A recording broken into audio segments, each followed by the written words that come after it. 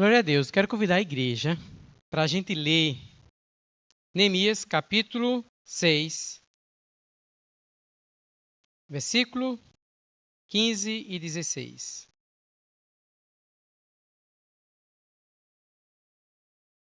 Neemias 6, versículo 15 ao 16.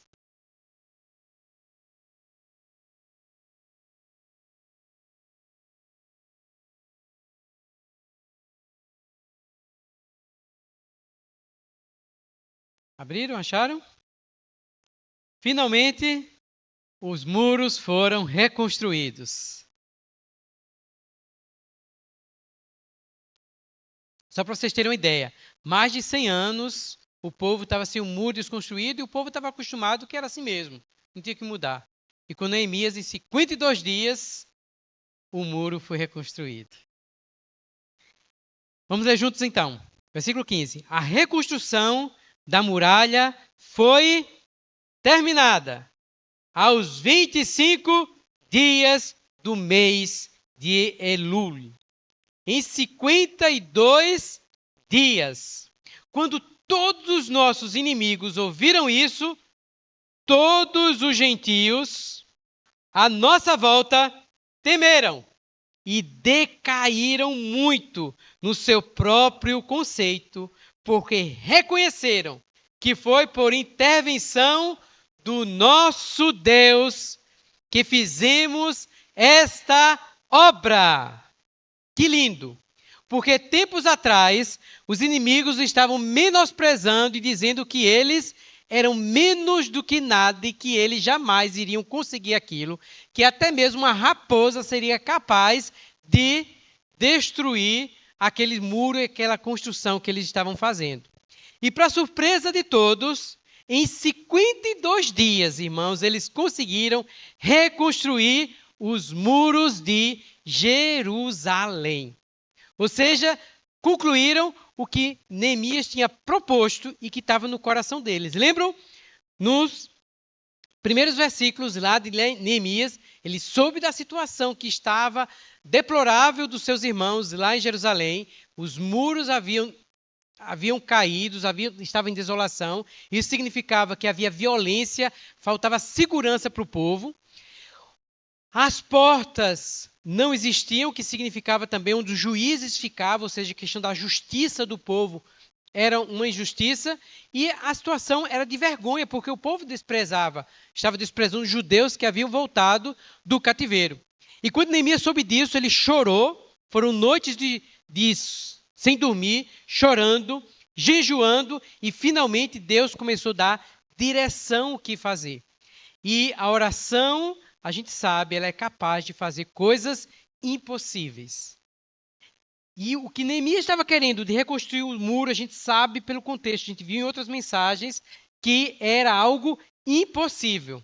Mas pela oração, Deus foi capaz de mover o coração de um rei, foi capaz de dar para ele materiais, para ele voltar e reconstruir os muros, e até o rei deu para Neemias oficiais para guiar ele. E a gente sabe que Neemias teve toda a ajuda do povo e, ao mesmo tempo, teve toda o ataque dos inimigos ali. Uma coisa interessante é o seguinte, quando a gente coloca uma meta nos nossos sonhos, geralmente a gente imagina, quando chegar naquela meta e a gente concluir, tudo vai acabar. Não é isso? Por exemplo, se Neemias acabou de construir os muros, não havia mais motivo agora de haver inimigos, não havia motivo de haver agora pessoas falando mal deles, porque eles finalmente haviam concluído. E a gente também tem essa impressão que quando a gente chegar numa meta nossa, todos os problemas vão acabar. É ou não é? Veja assim, quando você pensa assim, meu problema é porque eu sou solteiro, mas um dia quando eu me casar, os problemas vão se resolver. Ou então você pensa assim, não, meu problema é a falta de graduação. Eu preciso me graduar, porque quando eu me graduar, vai resolver. Não, meu problema é o carro, porque é um sofrimento, porque isso e aquilo, é muito difícil. Se eu tiver um carro, vai resolver os meus problemas e vai estar resolvido tudo. Não, o problema é o muro. Se a gente construir um muro, vai resolver todos os problemas. Por um lado, a gente vê e festeja esse momento aqui, porque quando os inimigos viram que os muros estavam construídos, eles ficaram com, em outras expressões, com a cara no chão. né? Ficaram envergonhados de tudo que eles falaram, porque conseguiam reconstruir os muros. Mas é interessante que mesmo tendo reconstruído os muros, isso não significa que não falta dificuldades e os problemas todos vão ser resolvidos. Isso se assemelha também a seguir Jesus Cristo, porque às vezes algumas pessoas nos enganaram, ou às vezes as pessoas, por falta de experiência, quando vai pregar o evangelho, falam assim, crê em Jesus que todos os seus problemas vão estar resolvidos e quem que segue a Jesus não vai ter mais nenhum problema, nenhuma dificuldade. E a gente sabe que não é assim. A gente sabe que mesmo seguindo Jesus Cristo, mesmo sendo fiel a Ele, procurando todas as coisas no caminho dele, ainda a gente vai passar por dificuldades e situações. E é interessante que assim que o povo acaba os muros, a gente pode imaginar que acabou tudo, agora está tudo bem, tudo vai estar resolvido. É interessante que o livro de Neemias não acaba aqui no versículo 6, no capítulo 6. A gente ainda tem muitos outros versículos, a gente tem mais capítulo pós-construção dos muros do que até a construção dos muros. Porque a construção dos muros vai até o capítulo 6. E a gente tem 7, 8, 9, 10, 11, 12, 13, 7 capítulos falando do que acontece pós a construção dos muros. Porque a gente percebe então que no livro de Neemias a construção do muro, embora fosse um objetivo, fosse uma meta que Neemias tinha, mas a construção dos muros não era a finalidade única. Havia uma luta além da construção física. Havia algo maior do que a construção física. Porque não é apenas a construção de um muro. Há também a reconstrução do muro do coração das pessoas. No sentido de restaurar a sua comunhão com Deus. Havia algo maior do que a parte física. Para nós não é apenas a questão de cadeiras. Não é apenas a questão de ter Obrigado. Não é apenas ter um templo. Embora a gente saiba que isso é importante. Embora a gente saiba quão é importante a construção dos muros de Jerusalém.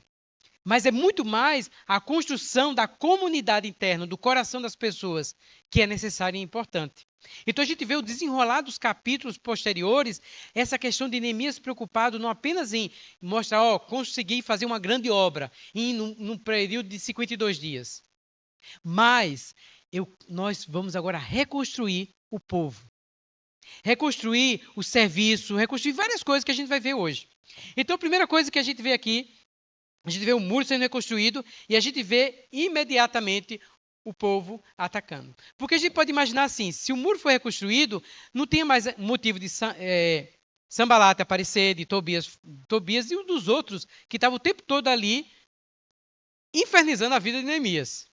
Mas é interessante que após esses versículos aqui, fala que os nobres de Judá. E isso também é interessante. Preste bem atenção nisso.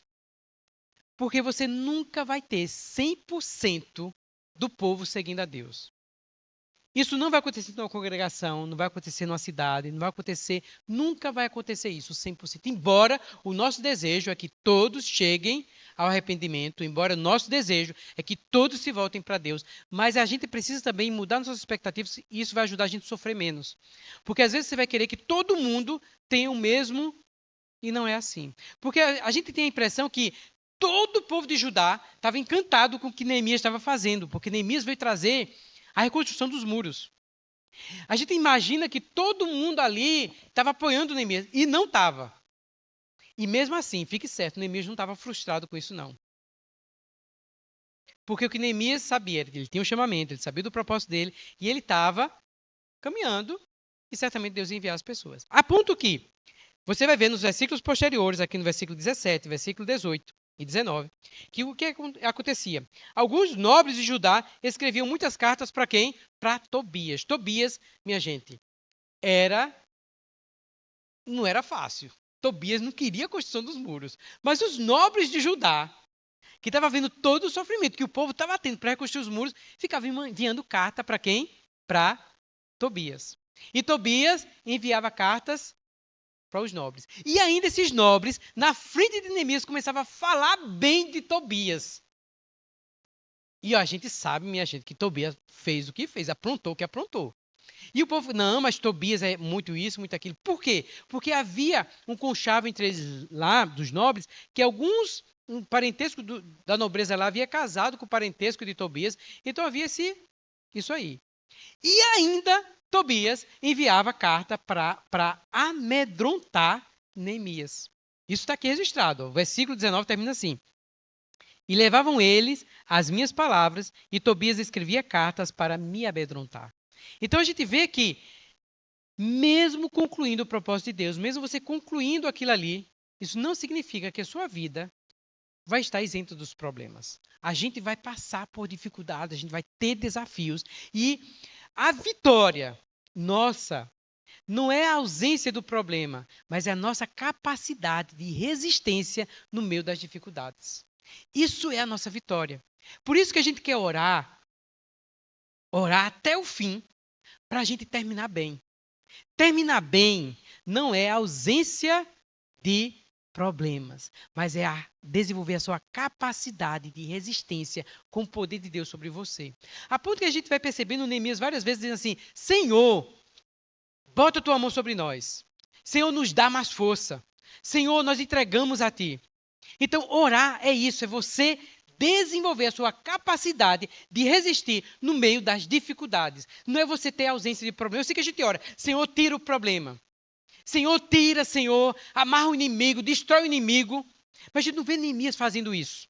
A gente vê Neemias pedindo ao Senhor, Senhor, me dá mais força. Senhor, me dá mais graça.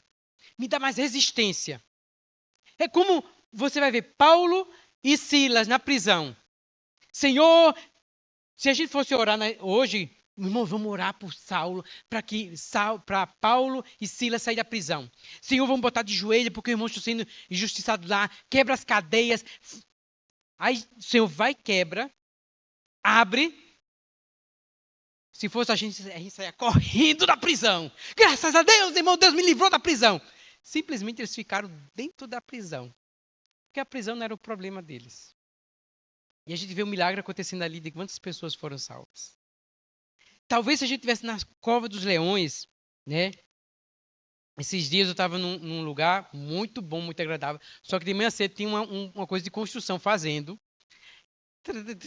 Né? Era um lugar muito agradável, com piscina, um lugar muito bonitinho, muito bonito. Mas, numa parte que a gente ficou, estava tendo reforma. Então, de manhã cedo, barulho. E aí eu fui procurar um lugarzinho para orar, botei lá o tapete lá, botei um que ficava na varanda assim, voltado. Aí botei umas coisas de varais e fiquei aqui orando, aqui, né, ajoelhado orando. E aí o sentimento que para mim foi o seguinte, que mesmo no meio do barulho, porque às vezes a gente imagina assim, eu quero orar num lugar assim bem sem barulho, só o som de passarinhos, de coisa, aí eu vou me concentrar com Deus. Aí, nesse momento, veio a experiência, sabe de quem? Como é que Daniel estava orando dentro da cova dos leões? Um leão do seu lado e você ali orando.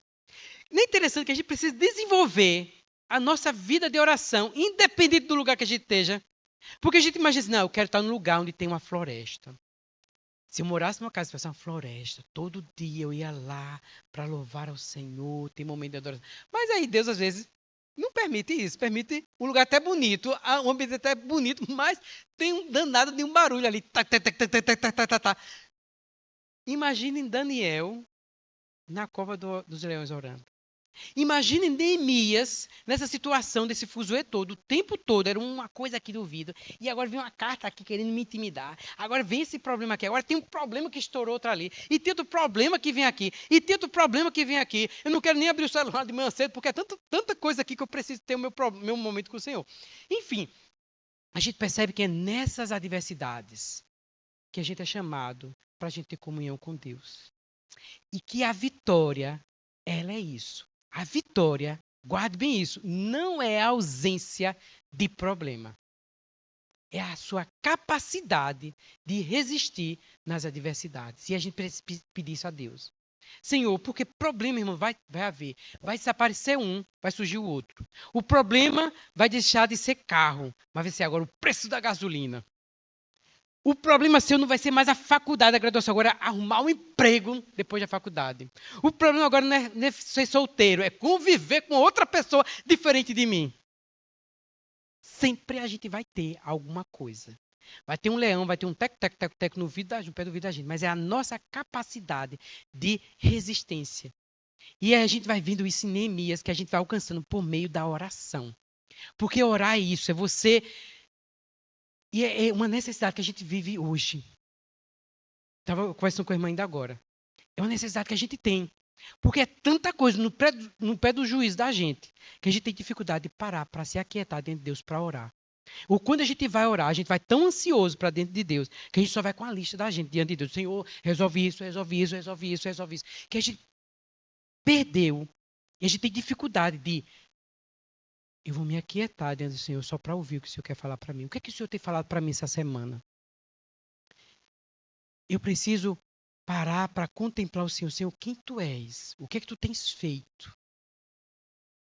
Oração desse tipo. É tão interessante que essas orações, ela é tão poderosa,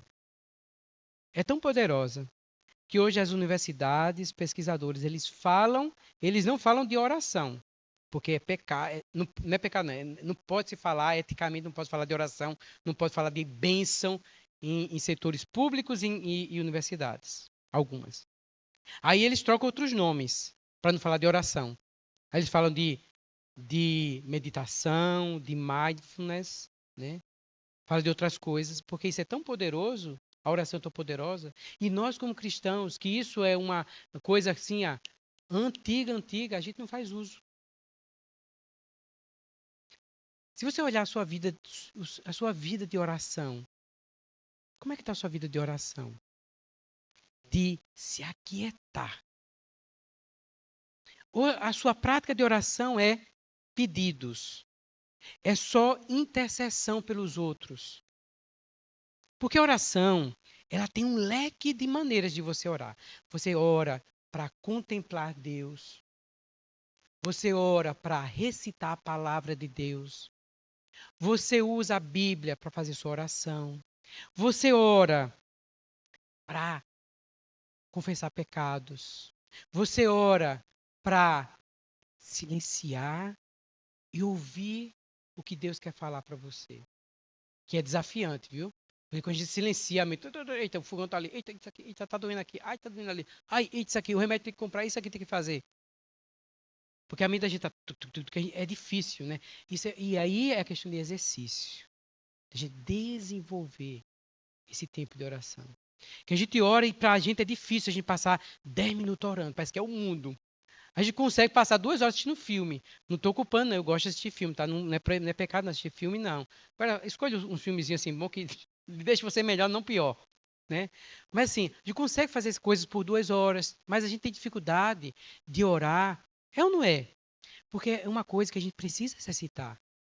Mas olha, irmão, a oração, ela vai curar você de muita coisa. Não é simplesmente a oração assim, de empoderamento. Senhor, nós ordenamos que cure fulano de tal. Cura, Deus faz, mas também é oração.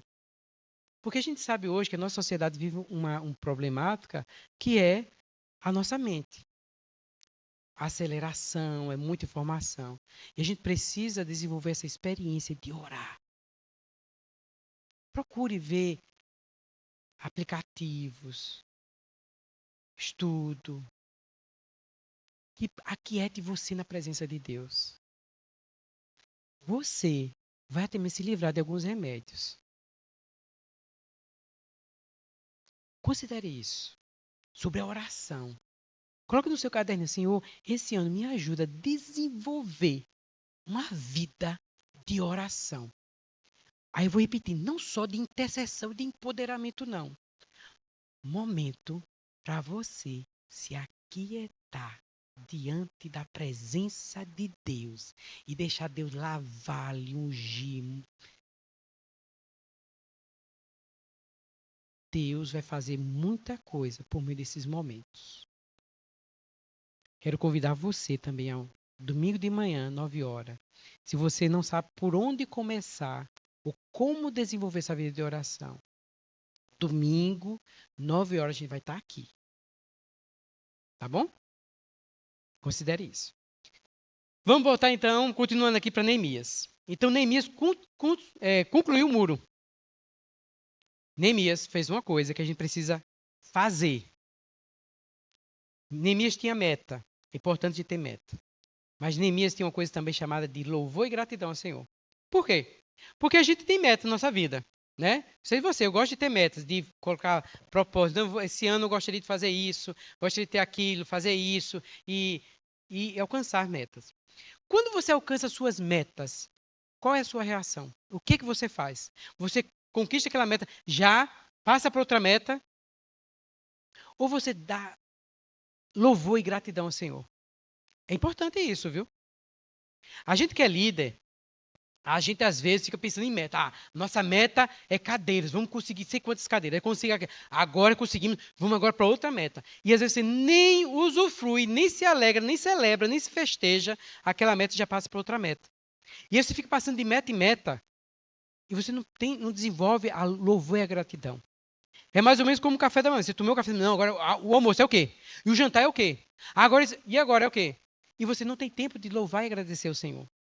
Então é importante a gente desenvolver isso. E Neemias fez isso, sabia?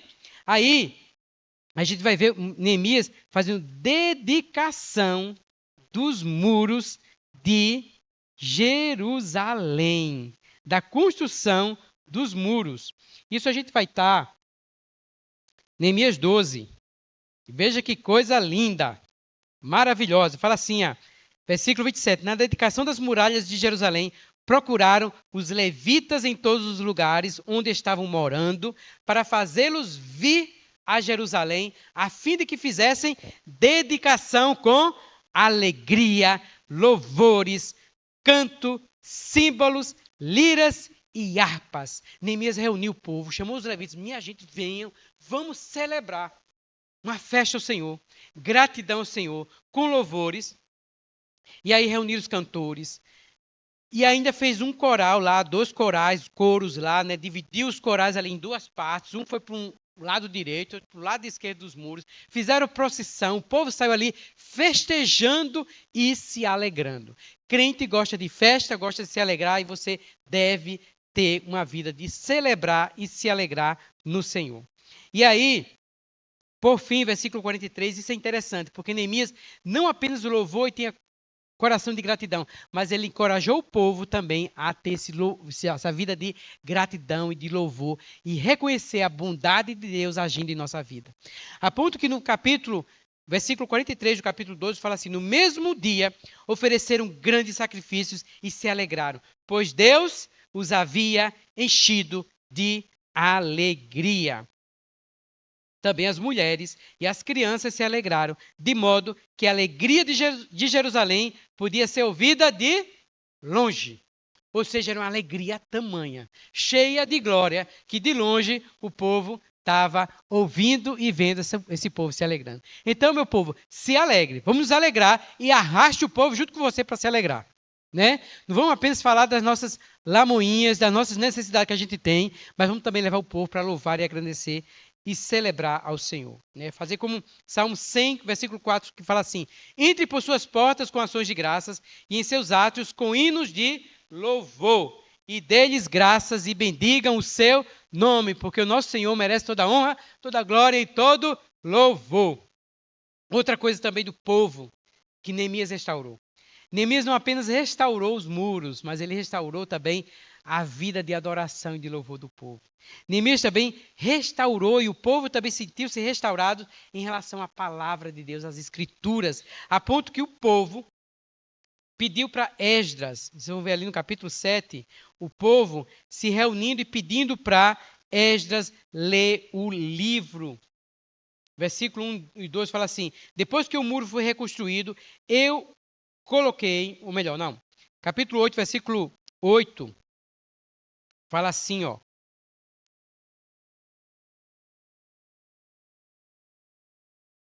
Eles iam lendo o livro da lei de Deus claramente, dando explicações de maneira que o povo entendesse o que se lia. Porque no capítulo 8, o povo pediu a Esdras, no versículo finalzinho do 1, fala assim: pediram a Esdras, o escriba, que trouxesse um livro da lei de Moisés que o Senhor havia ordenado a Israel. Ou seja, o povo houve um desejo pelas escrituras. Neemias, ele não apenas reconstruiu a parte física de proteção do povo de Israel, de Judá, mas ele despertou no povo o desejo de estudar as Escrituras, de querer entender as Escrituras, de buscar as Escrituras, porque a gente sabe que a Bíblia é importante para todo crente. A gente precisa conhecer as Escrituras, a gente precisa estudar, a gente precisa compreender a vontade de Deus. A gente viu na experiência de Neemias que a oração dele estava cheia da palavra de Deus. A gente vê aqui no povo agora, o povo sendo restaurado e o povo fazendo o quê? Querendo ouvir as palavras. E a gente vê o Esdras explicando o povo. É interessante que há esse encontro e no outro dia, meio que o povo começa a chorar e Neemias fala assim, não chorem. Não é momento de chorar, é momento de se alegrar com as Escrituras. Vão para casa e celebrem com suas famílias. No outro dia, vêm os nobres. Lembrando, não todos os nobres, tá, minha gente? Porque tem nobres voltados lá para Tobias. Mas muitos dos nobres voltaram no outro dia para ouvir de novo. Por favor, nos explica as Escrituras, que a gente quer entender as Escrituras. Isso é lindo demais. A gente tem um interesse de querer compreender as Escrituras e a palavra de Deus. Porque compreender as Escrituras, entender e querer obedecer à Bíblia é uma segurança para dar continuidade ao povo, dar continuidade a essa vitória. Porque a vitória nossa não é apenas reconstruir os muros, não é apenas fazer uma grande celebração, mas e o depois? A gente precisa se apegar às Escrituras, porque isso vai garantir o futuro do povo de Deus. Uma grande dificuldade, outra de nós crentes, uma é oração, outra é Bíblia. Existe hoje, a gente vive uma cultura de analfabetos da Bíblia. Que a gente, até mesmo nossas casas, nossos filhos, se a gente tiver cuidado, eles não sabem, às vezes, onde está o Novo e o Velho Testamento. Eles não sabem, às vezes, os livros da Bíblia. E nós, pais, é nosso papel. A igreja, você vem, às vezes, um final de semana. Mas na sua casa, você convive com seu filho. Você precisa colocar na rotina dele, no rotina familiar, a Bíblia. Conversa sobre a Bíblia. Vocês sabem, no final do culto, a gente recebe uma folha com algumas perguntas. O objetivo disso é para você levar para casa. De lado tem um resumo dessa mensagem aqui que é dada aqui. Sabe para quê? Para você estimular na sua casa, conversar sobre isso. O culto de hoje falou sobre isso. Aí tem umas perguntas para você na mesa conversar com seu cônjuge, conversar com seu filho, para você levar a igreja para sua casa. É intencional isso aí. Você vai ver que tem umas perguntas que são boas, até mesmo para o seu trabalho, você levar para o trabalho e conversar com as pessoas. Rapaz, na minha igreja ontem, o culto falou sobre isso aqui. Ó. Vê isso aqui. Que interessante. O que é que tu acha dessa pergunta? O que é que tu acha disso? Porque são perguntas que é possível você conversar, até mesmo com uma pessoa descrente. E você pregar o evangelho. Então não fique apenas esperando que o culto de domingo vai resolver a problemática na sua família. De ensino cristão, você precisa desenvolver. Colocar leituras de livros na sua casa, momentos. Pense nisso. Para a gente não ficar analfabetos da Bíblia. Lembrando, se a gente se tornar analfabeto, qualquer pessoa diz o que quer, a gente acredita que é. E depois a gente está dizendo, pedra... Na Bíblia diz assim, né, que água mole, pedra dura, tanto bate até que fura. Deus escreve por linha. Deus, na Bíblia fala, né, irmão? Que Deus escreve torto, certo por linhas tortas, né? Pois é, se você não conhecer as escrituras. Oi? Deus ajuda quem cedo de madruga, né? E você jurando que está na Bíblia. Pois é, a gente precisa ler, estudar. A gente vai ter um curso aqui de fundamento, pensando nisso como igreja. A gente vai ter um curso de fundamento. Ou seja, como igreja, a gente tem uma responsabilidade. A gente assume nossa responsabilidade e a gente vai fazer. Mas saiba, a maior parte depende de você na sua vida. Tá bom? Então, a questão de Neemias restaurar a fidelidade em relação à palavra de Deus é muito importante isso para o povo. Né? 2 Timóteo nos lembra o seguinte, capítulo 3, versículos 16 a 17. Toda a escritura é inspirada por Deus e é útil para o ensino, para a repreensão, para a correção e para a educação na justiça, a fim de que o servo de Deus seja perfeito e perfeitamente habilitado para toda boa obra. Amém. Relembrando, Neemias reconstruiu os muros, mesmo debaixo de dificuldades, e mesmo após ter terminado o muro, várias dificuldades. Mas Neemias não se entregou porque ele tinha sua meta e ele vivia uma vida vitoriosa. E vida vitoriosa não é ausência de problema, mas resiliência, mas é a capacidade de você resistir às dificuldades. Neemias percebia então que o muro foi reconstruído, mas não é só reconstruir os muros, precisa dar continuidade. E aí Neemias faz o quê? Ele reorganiza os diversos serviços. Porque os muros agora precisam de guardas, os muros agora precisam dos serviços dos levitas, o muro precisa de ofertas e de dízimos, a ponto que Neemias, ele vai e ele repreende o povo de o povo o povo de Judá sobre os levitas. Veja aqui no capítulo 13, versículo 10. Também soube que as porções dos levitas não estavam sendo dadas a eles, de maneira que os levitas e os cantores que faziam o serviço tinham fugido um para o seu campo. Ou seja, eles tinham ido procurar emprego porque eles não tinham como se sustentar.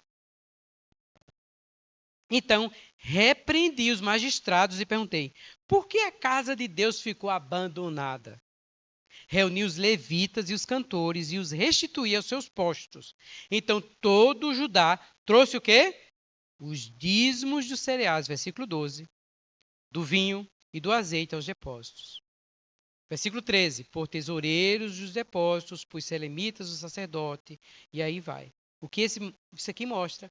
Que Neemias, ele tinha preocupação tanto de restaurar a questão espiritual do povo, como Neemias era um homem também muito prático, das coisas práticas que precisavam ser resolvidas, e do compromisso e da responsabilidade que o povo também precisava.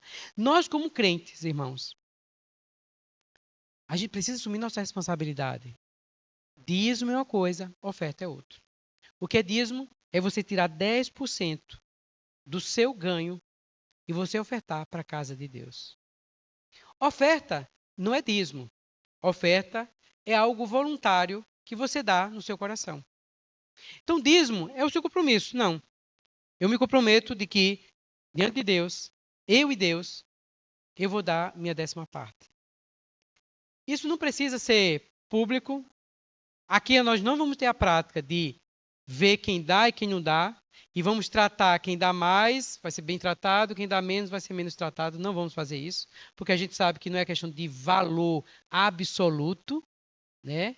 Não é quantia, mas é a questão muito mais do nosso coração, e a gente não é besta, a gente sabe as escrituras, a gente estuda, e sabe lá que a oferta da viuvinha, ela tem um valor muito maior do que aqueles quantitativos de recursos que os outros davam. Agora a gente precisa compreender o seguinte: na comunidade onde a gente congrega, é importante a gente participar. Ou, pelo menos, você também participa de alguma obra que você percebe que está relacionada ao reino e que você reconhece que também tem uma boa finalidade espiritual. Não apenas um cunho social, mas um cunho social com proposta espiritual de expansão do reino. É importante de considerar isso. Considerar que Deus quer usar os meus recursos para eu ter parte na obra dele.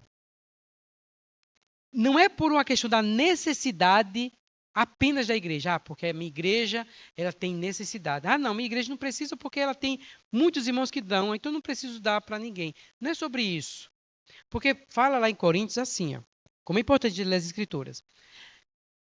Cada um dê conforme propôs no coração, não por necessidade ou por... Esqueci agora. Não por necessidade ou por constrangimento. Acho que é isso. Mas por gratidão.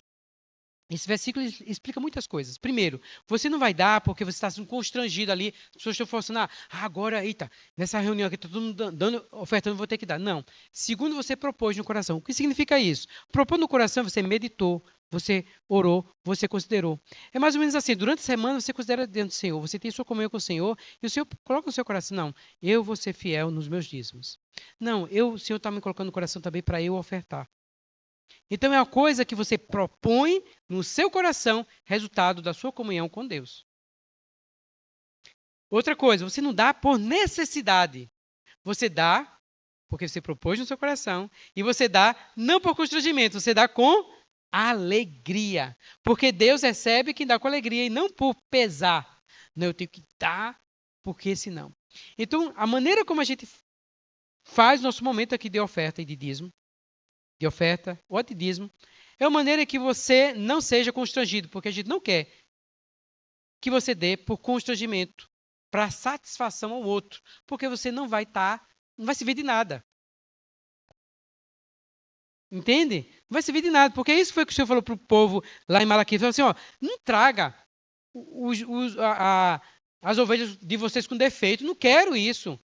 Eu não quero que vocês tragam aqui a oferta de vocês com defeito.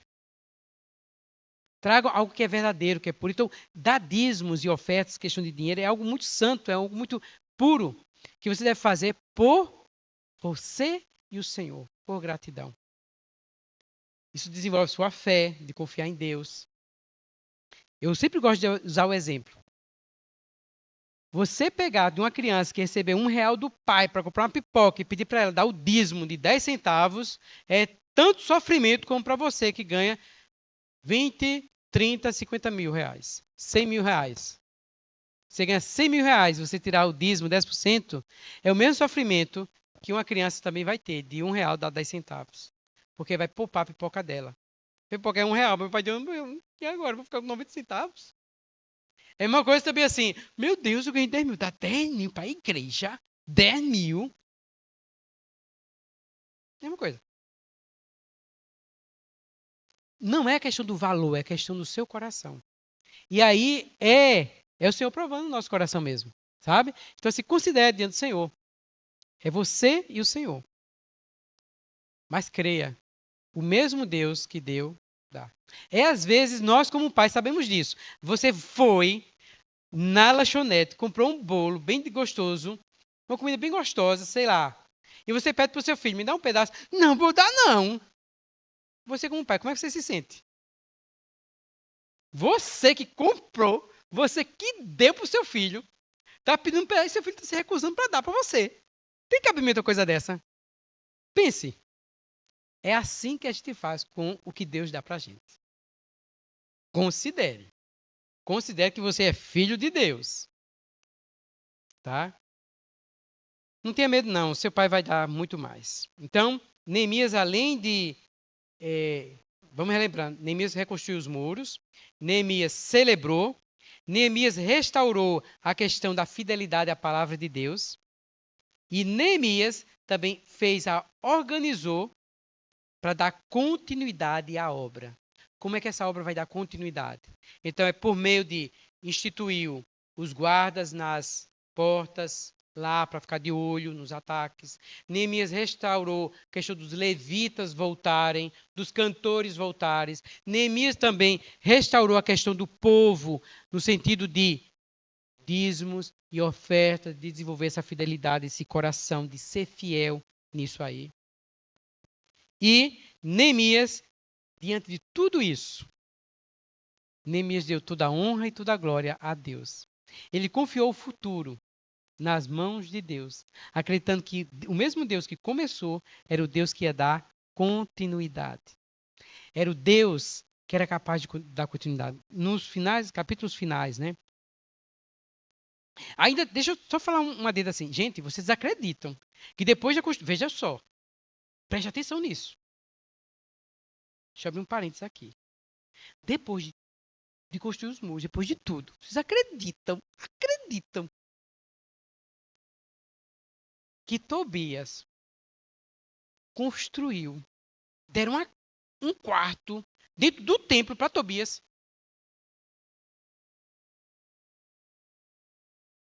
Vocês acreditam nisso?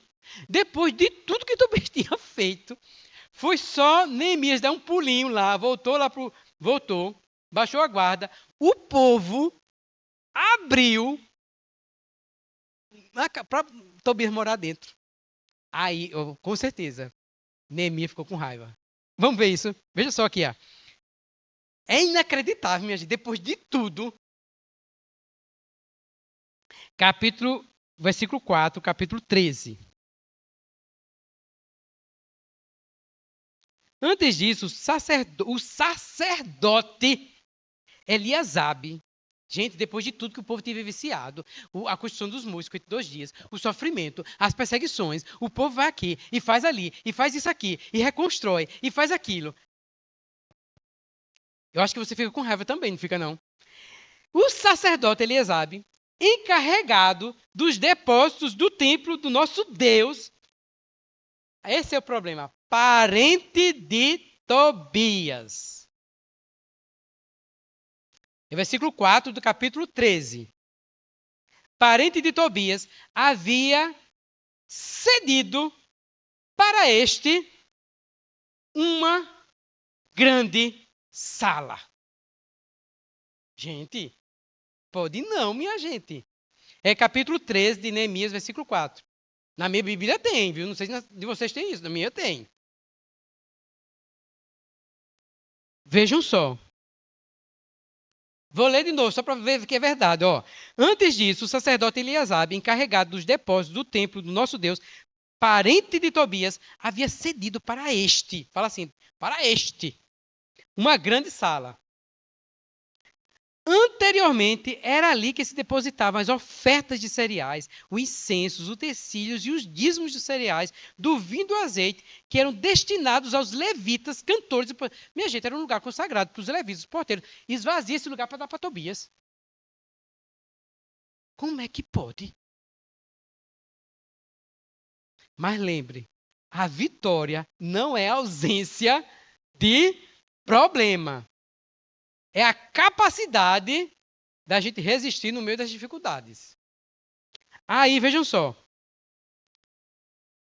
Versículo 6. Mas, quando isso aconteceu, eu não estava em Jerusalém. Neemias não estava em Jerusalém. Porque no 32º ano de Artaxerxes, rei da Babilônia, eu tinha voltado para junto do rei. Mas depois de certo tempo, pedi licença ao rei e voltei para Jerusalém. Então, versículo 7. Então, soube do mal que Eliasebe havia feito para beneficiar Tobias, cedendo-lhe uma sala nos pátios da casa de Deus. Isso me deixou tão irritado que atirei todos os móveis de Tobias para fora da sala. Crente fica com raiva também, viu? Crente fica com raiva. Jesus foi lá no templo e a gente viu.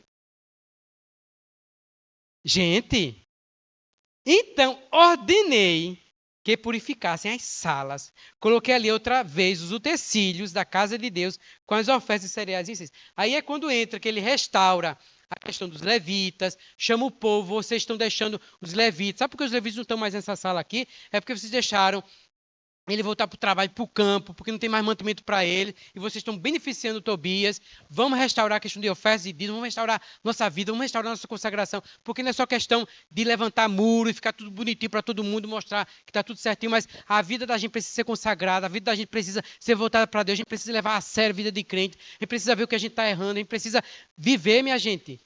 O tempo todo vocês vão ficar sempre na minha saia, porque eu dei uma fugidinha, precisei voltar lá para Artaxerxes, vocês não consideram a palavra de Deus, vocês consideram, vamos, minha gente, voltar para Deus, vamos chamar atenção.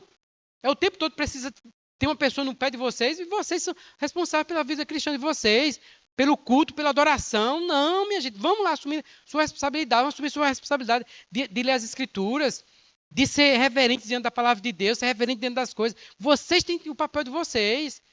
Não ficar todo o tempo esperando. Se fica o tempo todo esperando sempre de um líder, de um líder, de um líder, o líder foi cochilar, o líder foi tirar férias, pronto, o povo se voltou. Moisés subiu para ter comunhão com Deus, pronto, o povo se perdeu. Que povo é esse? Frouxo? Não. Vamos considerar. Então, Neemias chamou a atenção do povo. E é isso que Deus fala para a gente também. A gente precisa, né, assumir nossa responsabilidade de crente. Sua vida. Você precisa resolver. Não precisa ter que esperar. Não, estou esperando que o pastor diga que isso está errado. Minha gente, tem coisa que você sabe que está errado. A Bíblia já está dizendo que está errado. Você não precisa pedir permissão e saber, não. Saber que se sua igreja concorda ou não concorda. Não, a Bíblia já diz. Ponto. Está errado. Né? Então considera isso, irmão, diante do Senhor. E aí, por fim, Neemias termina, então, a sua carta,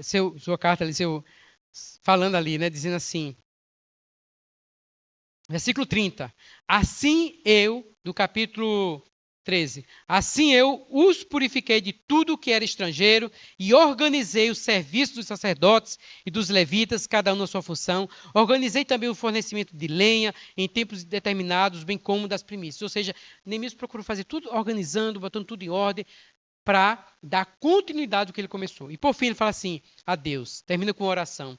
Lembra-te de mim, ó meu Deus, para o meu bem. Senhor, me dá a tua bênção.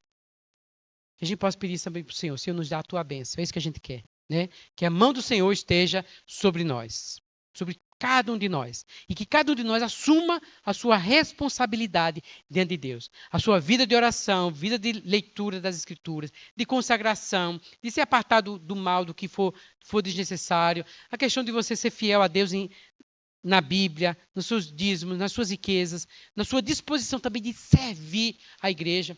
Porque a igreja não é apenas para servir a gente, mas para a gente servir.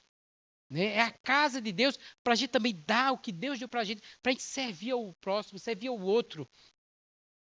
Que Deus nos abençoe. Bom, sugiro que você quiser rever essa série, as outras mensagens, ouça, passe esse vídeo para as outras pessoas, envie essas mensagens para outras pessoas para edificar também, e que Deus nos abençoe e guie cada um de nós. Em nome de Jesus, amém. Glória a Deus. Quero convidar você agora a compartilhar essa mensagem com o seu irmão, tá bom?